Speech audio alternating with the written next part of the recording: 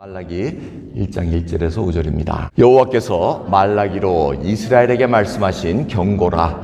여호와께서 가라사대 내가 너희를 사랑하였노라 하나 너희는 이르기를 주께서 어떻게 우리를 사랑하셨나이까 하는도다. 나 여호와가 말하노라. 에서는 야곱의 형이 아니냐. 그러나 내가 야곱을 사랑하였고 에서는 미워하였으며 그의 산들을 황무케 하였고 그의 산업을 광야의 실랑에게 붙였느니라. 에돔은 말하기를 우리가 무너뜨림을 당하였으나 황폐된 곳을 다시 쌓으리라 하거니와 나 만군의 여호와는 이르노라. 그들은 쌓을지라도 나는 헐리라. 사람들이 그들을 일컬어 악한 지경이라 할 것이요 여호와의 영영한 진노를 받은 백성이라 할 것이며 너희는 목도하고 이르기를 여호와께서는 이스라엘 지경 밖에서 크시다 하리라. 아멘. 선지서 말라기는 예수님의 탄생까지 이르는 데 있어서 마지막 선지자로 말씀을 하십니다. 그리고 400여 년간 침묵의 기간이 흐릅니다. 그러면서 이제 사복음, 마태복음으로 해서 예수님의 탄생의 소식이 일어나는 것을 볼 수가 있습니다. 이 말라기의 배경은 포로 귀환 후에 한 100년이 지났습니다. 그래서 나름대로 성전도 건축하고 자기네들이 포로로 잡혀왔다가 풀려나가지고 성전 짓기보다는 자기 집 짓느라고 바빴습니다. 그러니까 선지자를 통해서 왜 하나님 집을 먼저 안 짓느냐 야단 맞고 막 짓기 시작합니다. 그리고 느헤미야를 통해서 또 예루살렘 성벽도 쫙 짓습니다. 그렇게 지났으면 뭔가가 상황이 좋아질 줄 기대하고 있었습니다. 그런데 상황을 보니까 좋아지는 게 없습니다. 똑같이 힘들게 살고 옆에 나라들을 침공받으면서 힘들게 사는 일은 변함이 없었습니다. 자신들은 성전을 건축하고 성벽을 재건하면 이제 옛날 솔로몬 시대나 다윗 왕국 같은 그런 강성한 나라가 되겠다는 그런 기대감을 갖고 있었다는 겁니다. 시간이 지나다 보니 형편이 나아지지 않고 하나님께 드리는 예배도 형식적으로 전락하고 맙니다. 그리고 믿음에 있어서 회의가 듭니다. 내가 왜 이걸 해야 되지? 그리고 영적 안일에 들어갑니다. 에휴, 변화되는 거 없어. 이런 식으로 살아가기 시작합니다. 그리고 사회의 부패상에 대해서 무감각해지기 시작합니다. 그것이 전반적으로 흘렸던 말라기 선지자 시대의 이스라엘 상황이었습니다. 그래서 하나님께서 보시고 오늘 1절 말씀을 보시면 말라기를 통하여 이스라엘에게 말씀하신 경고라 하고 있습니다. 이 경고라는 것은 히브리 뜻으로는 burden of the world, burden이라는 뜻입니다. 무거운 짐이라는 것입니다. 그래서 지금 하나님께서 말라기 선지자를 통해서 주시는 말씀은 무겁다는 겁니다. 짐이라는 얘기입니다. 왜? 분명히 잘못 가고 있으니까 지금 번역을 경고라고 했습니다. 그 길로 가면 안 돼. 이 얘기를 합니다. 그래서 이 하나님의 말씀의 경고는 듣는 이에게 무거움을 줍니다. 헤비합니다. 근데 이 짐이라는 게 언제 가벼워집니까? 순종하면 가벼워집니다. 예를 들어서 여러분 학생 시절에 부모님이 야 공부해라 공부라 하면 그게 굉장히 무겁잖아요. 아무도 무겁지 않았나 봐요. 공부 잘하셨나 봐요. 다들 공부하기 싫어가지고 끙끙하잖아요. 근데 공부를 딱 하고 나면은 가볍잖아요. 이거 뭐 아무것도 아니네. 이렇게 되잖아요. 그게 똑같은 얘기입니다. 하나님께서 지금 경고를 주시고 무겁다고 지금 말씀을 하시는데 그걸 순종하면은 할 말씀 앞에 회개하고 돌았으면은 이게 가벼워집니다. 그래서 예수님께서도 내 멍에는 내 짐은 가볍다고 얘기하신 이유가 거기에 있습니다. 잘 기억하시기 바랍니다. 그런데 오늘 말라기 전체를 잘 살펴보면은 하나님께서 그 상황 하나하나를 다 알고 계셨다는 겁니다. 보고 계셨고 각자의 심령들을 살피고 계셨다는 것이 얼마나 놀라운지 모릅니다. 오늘 집에 가셔서 저희가 다 볼 수는 없지만 말라기 1장부터 짧습니다. 1장부터 3장 이렇게 쭉 4장까지 보시면은 이게 어떻게 하나님이 이걸 다 알고 계시고 일일이 다 답변을 해주십니다. 그냥 예를 들겠습니다. 제사장들에게 이렇게 제사장들이 얘기했다는 거, 우리가 어떻게 주의 이름을 멸시하였나이까 하고 얘기합니다. 지금 하나님께서는 알고 계셨으면 야, 너 총독에게 그런 물건 드려봐라. 총독이 받겠느냐? 이렇게 얘기하십니다. 병든 것, 저는 것 이런 거 하나님께 드리면서 우리가 하나님 이름을 멸시했습니까? 멸시한 적 없습니다 하고 이렇게 시침을 뗐다는 겁니다. 이미 마음에 하나님을 섬기겠다는 마음이 없어졌다는 겁니다. 또 두 번째로는 사람들이 이렇게 얘기했다는 우리가 어떻게 여호와를 괴로우시게 하였나이까 하고 묻습니다. 우리 하나님 괴롭게 한 거 없는데요? 근데 하나님께서 뭐라 그러십니까? 너희들 행악자를 보면서 하는 말이 뭐냐? 야, 하나님이 살아계시나? 여호와의 눈에 저 악한 자들이 선이 보이는 거야. 그러니까 하나님이 저 악한 자들을 기뻐하시는 거야 하고 이렇게 얘기했다는 겁니다. 혹시 예수 그리스도를 믿으면서 이 땅에 지금 살고 있으면서 이런 태도로 얘기하고 있지 않습니까? 하나님이 계시기는 계시는 거야. 이렇게 말하지는 않습니까? 악을 오히려 하나님께서 좋아하신다는 이런 말씀을 하게 되면은 하나님을 괴롭게 하신다는 겁니다. 하나님 몰라도 너무 몰랐다는 겁니다. 그리고 또 공의의 하나님이 어디 계시냐고 이렇게 망령된 말을 했다는 겁니다. 그러면서 심지어 하나님을 섬기는 것이 헛되다. 우리가 매주 와서 이렇게 희생제물 드리고 하나님 앞에 기도하고 하는 것들, 이게 무슨 유익이 있느냐? 세상 돌아가는 거는 다 악한 자들이 득세하면서 잘 먹고 잘 사는 거 아니냐? 이렇게 회의가 들었다는 겁니다. 여러분 가만 들어보니까 어떻습니까? 그 얘기가 20년 전에 있던 얘기 같습니까? 아니면 지금도 듣는 얘기 같습니까? 사람은 변하지 않습니다. 악한 심정, 하나님께 항상 대드는 그 심정들은 변하지가 않습니다. 우리도 속으로 얘기합니다. 하나님 살아계시면 계신 거야. 왜 내 기도 안 들어주셔? 근데 이런 것들이 전부 다 쌓이고 쌓여가지고 우리가 엉뚱한 행동을 할 때가 많다는 겁니다.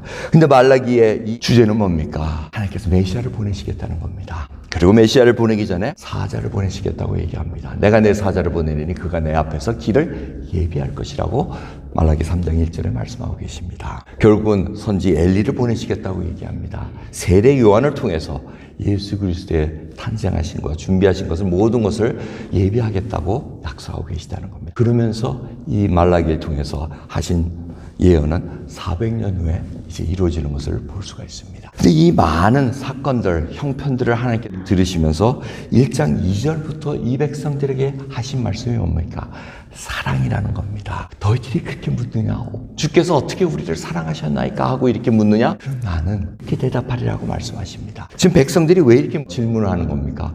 사랑하신다면 나에게 이렇게 하실 수 없다 이겁니다. 여러분 마음 아닙니까? 하나님이 살아계시고 내가 하나님을 사랑하고 하나님 우리를 사랑하신다는데 이렇게 하실 수가 있으십니까? 하고 대드는 겁니다. 근데 하나님께서 내가 지금 네가 사랑 안 하냐고 묻냐? 내가 이렇게 대답하리라고 답은 뭡니까? 에서는 야곱의 형이 아니냐? 그러나 내가 야곱을 사랑하였고 하고 얘기하십니다. 여기에 지금 답이 있다는 겁니다. 이 얘기를 딱 들으면은 뭐야? 내가 지금 하나님 사랑하신다는 거야? 생각을 해보시기 바랍니다. 지금 에서와 야곱이 있는데 세상적인 눈으로 보면 에서가 더 멋있습니다. 사냥도 잘하죠. 뭐 시원시원하게 대답도 잘하죠. 인물도 잘난 것 같습니다. 그런데 그래서 이삭도 에서에게 장자권을 그렇게 주려고 애를 썼습니다.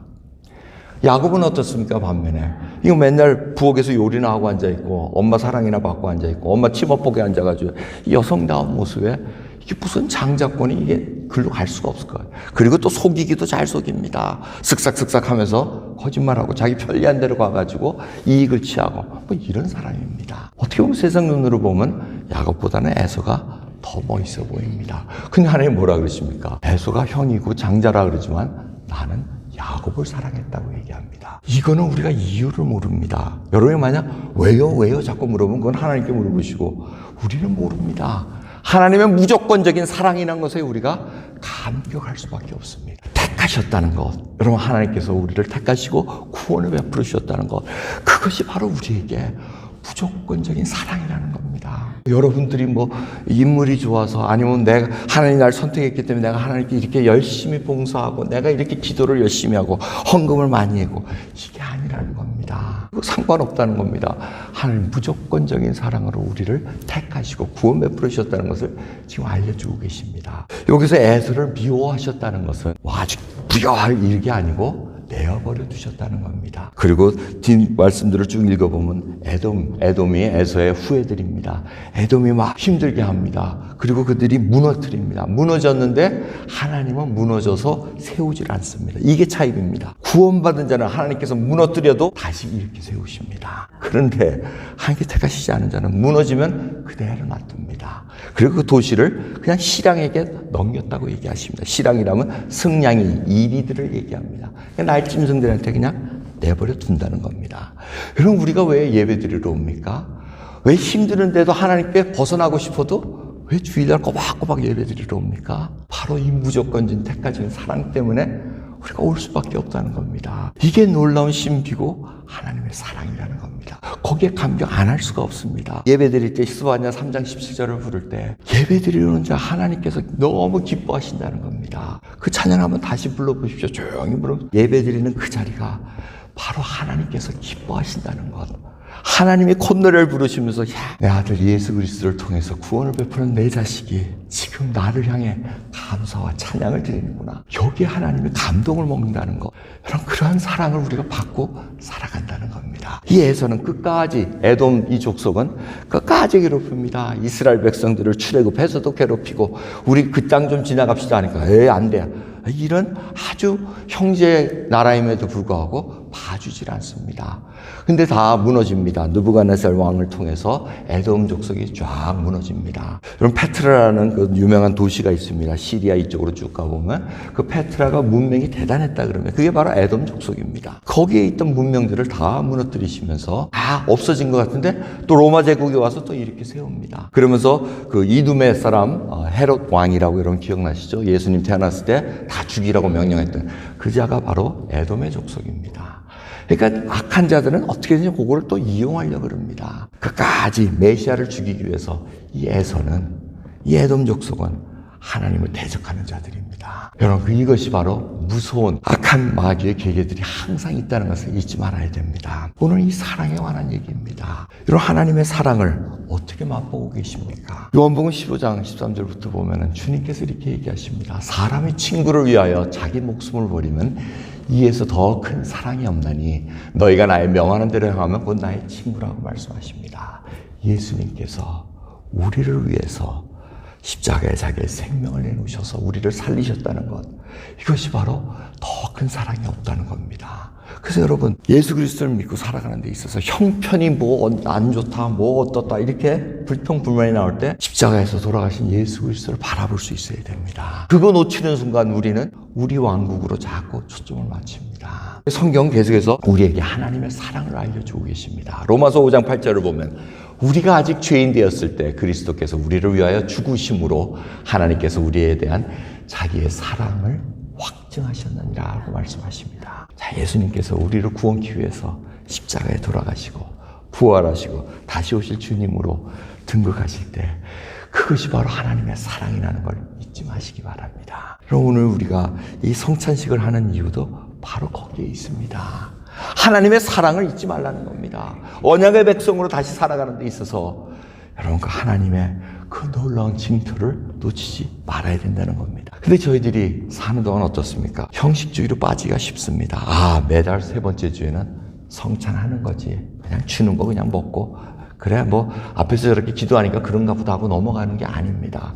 개인적으로 여러분이 먹고 마시는 이 잔과 떡은 바로 예수 그리스도께서 우리를 위해 흘리신 피와 생명이기 때문에 그것이 바로 우리의 사랑이라는 것입니다. 하나님의 사랑을 보여주신다는 것을 여러분 잊지 마시기 바랍니다. 그래서 예수님께서는 계속해서 그 사랑에 대해서 물어보십니다. 부활하신 후에 베드로에게 이제 제자들에게 나타나서 그 바닷가에서 뭐라 그러십니까? 3번이나 묻습니다.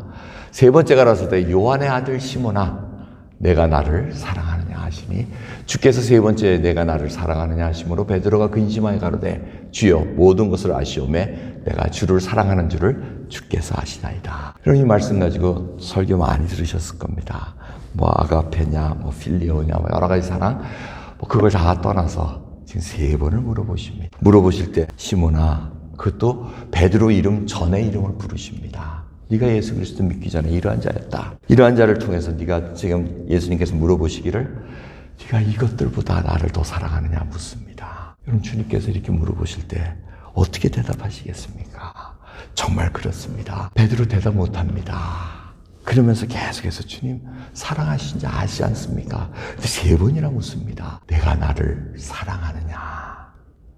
사랑하느냐 하면서도 내가 얘기한 거를 지금 네가 기억하고 있느냐, 하고 있느냐 이걸 묻습니다. 요한복음 14장 15절을 보면 너희가 나를 사랑하면 나의 계명을 지키리라고 말씀하십니다.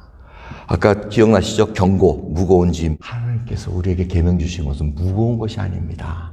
이것을 지키기만 하면은 새 계명을 주느니 너희는 서로 사랑하라고 얘기하십니다. 여러분, 그 사랑하는 것이 어려우십니까? 하나님을 목숨을 다하고 뜻을 다하고 힘을 다해서 사랑하는 것이 어려우십니까? 하셔야 됩니다. 내 것을 내려놓더라도 하나님 것 우선시할 수 있는 그 삶을 우리가 우리가 바꿔야 된다는 겁니다. 그걸 하면은 가벼워집니다. 사랑은 여러분 우리가 생각할 때는 어떻게 생각합니까? 나에게 잘해주는 사람만 좋아하고 같이 해주면 되지, 이렇게 착각하기가 쉽습니다. 그리고 하나님 나를 사랑하면 내가 이만큼 했으면 하나님 보상을 해주셔야지 하고 자국을 따집니다. 손익을 따집니다. 근데 그게 아니라는 것을 여러분 이제는 아시지 않습니까? 하나님께서 하나님을 사랑하고 그리고 내 이웃을 내 몸과 같이 사랑하라고 얘기하고 계십니다. 이것이 참 어렵습니다. 왜? 이 이웃을 사랑하는 것이 마치 자기의 의의를 드러내기 위해서 하는 그런 포장된 모습으로 드러나기도 쉽습니다. 하나하나가 참 쉽지가 않습니다. 그래서 결론적인 말씀은 여러분 이 성도의 삶, 예수 그리스도를 믿고 구원 얻은 백성이 하나님의 백성으로 살아가는 데 있어서 다르지가 않다는 겁니다. 여러분 우리가 다르지가 않습니다. 하나님께 나가는 자는 다 똑같습니다. 그래서 되도록이면 제가 이 광고 시간에 이 특송이라든가 특별 뭐 이런 거를 잘 안 하려고 그래요. 왜? 특송하면은 거기 하는 분이 특별하게 보일 수가 있잖아요. 안 그렇습니까? 근데 우리가 다 사실은 하나님 앞에 특별하기 때문에 특송이라든가 이런 것들을 제가 조금 지양하는 편입니다. 쓰지를 않는 겁니다. 찬양 뭐 이렇게 그냥 넘깁니다. 그리고 주보를 보시면 찬송과 찬양이라는 이 단어가 이렇게 인터체인지하게 되어 있습니다. 이 찬송과 찬양은 사실 다르진 않습니다. 서로 이렇게 왔다 갔다 쓸 수는 있는데 찬송하면은 음악적으로 많이 강조를 합니다. 찬양, 노래하는 거 이쪽에 강조를 하는 거고 찬양은 온몸을 드리는 쪽을 포함을 하고 있습니다. 그러니까 찬양이 좀 광범위한 의미를 갖고 있습니다. 찬송과 찬양이 좀 그런 구별하자면 그런 뜻이 있습니다. 그래서 여러분들이 이 찬양을 드리고 좀 어색하게 보일 수도 있지만 제가 이 예배 드릴 때 손을 들고 눈을 감고 드리는 이유는 내 자신이 하나님 앞에 좀 나가기를 소원해서 드리는 겁니다. 쇼가 아닙니다. 퍼포먼스가 아닙니다. 내가 뭐 특별해서 그렇게 하는 게 아니고 여러분 각자가 다 하나님 앞에 특별한 자들입니다. 예수님께서 피를 흘리시고 구원하셨기에 그 사랑에 감격해서 어찌 손이 안 올라갈 수가 있겠습니까? 보이려고 하는 거 아닙니다. 여러분 하나님 앞에 겸손한 자를 하나님은 찾으시지 교만한 자를 찾지는 않습니다. 에돔은 교만했기에 하나님께서 계속해서 내버려 두십니다. 에돔 족속도 하나님 앞에 꿇어 엎드리며 하나님 야훼 하나님이시여 우리를 불쌍히 여겨주셨소 하면 하나님께서 분명히 받아주셨을 겁니다. 이 인생은 고단한 현실을 지나가야 됩니다. 우리는 예수 그리스도 믿고 원하는 것은 우리는 그 고난을 피해가기를 소원합니다. 근데 그렇지가 않다는 겁니다. 나만은 그 고난을 당하지 않기를 원하는 것이 솔직히 우리 마음속에 있습니다. 나는 좀 안 아팠어. 나는 교통사고 안 당했으며 다 그런 마음 왜 없겠어요? 근데 저는 그런 거 생각할 때마다 꼭꼭 당하더라고요. 교통사고 재작년에 당했죠. 또 작년에 또 수술까지 했죠. 1년 전인가 그래도 아직 아파요. 아주 그런 거 안 했으면 좋은데 꼭 지나가야 돼요. 근데 중요한 것은 전쟁이나 기근이나 홍수나 믿는 자나 안 믿는 자나 똑같이 당합니다. 캘리포니아에 있는 그 무서운 홍수 전 보면서 깜짝깜짝 놀랍니다. 가뭄이라고 그럴 때는 언제고 지금 저렇게 비가 많이 오니까 이재민과 수재민과 어마어마한 사람들이 죽어나가는 것. 이게 저 안타까울 뿐입니다. 그런데 그 안에서도 믿는 자가 있고 믿지 않는 자가 있다는 겁니다. 똑같이 당합니다. 중요한 거는 믿는 자가 무엇이 다르냐는 건 그 질문을 해보셔야 됩니다. 결국 우리는 눈물 곡자기를 지나갑니다. 눈물 뿌리며 하루하루를 지나가야 됩니다. 그리고 어느덧 그 시간이 지나면 하나님 앞에 서 있는 자신의 모습을 봅니다. 그리고 그 과정을 지나가면서 눈물 골짜기에 지나가는 그 과정을 이웃들이 보고 있습니다. 저 믿는 자가 우리 같으면 주저앉을 것 같은데 우리 같으면 저주하고 떠날 것 같은데 굳건히 그 눈물의 골짜기를 하나님과 동행하며 눈물 뿌리며 걸어가고 찬양하며 걸어갔던 그 결과 자기가 하나님 앞에 딱 서 있을 때 그런 이웃들이 같이 서 있다는 것. 우리의 그 모습을 보면서 챌린지를 받고 용기 얻어서 함께 신앙의 길을 걸어갔다는 것. 그럼 우리가 이 눈물의 골짜기를 지나갈 때 이웃들이 봅니다. 우리의 믿는 자세, 우리가 살아가는 원리, 우리의 신앙의 삶을 보고 같이 따라가느냐 안 따라가냐 거기에 달려있다는 겁니다. 언젠간 우리는 다 하나님 앞에 서야 됩니다. 누가 떨어지고 누가 같이 갈지는 하나님께서 정하시고 가십니다. 중요한 거는 내가 하나님 앞에 구원받은 백성으로 어떻게 살아가느냐 확인받는 저희와 여러분 되기를 소원합니다. 기도하겠습니다. 하나님 감사합니다. 참으로 주님, 우리는 질문을 합니다. 하나님 저희를 사랑하시기는 하는 건가요? 아닙니다. 이미 십자가에서 하나님의 사랑을 확증하셨다고 말씀하셨나이다. 우리가 죄인이었을 때 아무것도 드러낼 수 없고 자랑할 수 없는 그러한 상황일 때 하나님은 이미 저희를 구원 베풀어 주셨나이다. 감사하나이다. 그 사랑을 알고 살아가기에 우리가 애통해야 할 수밖에 없나이다. 겸손해야 할 수밖에 없는 저희들의 모습을 받아주시고 오늘 이 시간을 통해서 다시 한번 믿음의 길을 온전히 걸어갈 수 있는 하나님의 백성으로 붙들어 주옵소서. 감사드리며 우리 예수 그리스도의 이름으로 기도드리옵나이다. 아멘.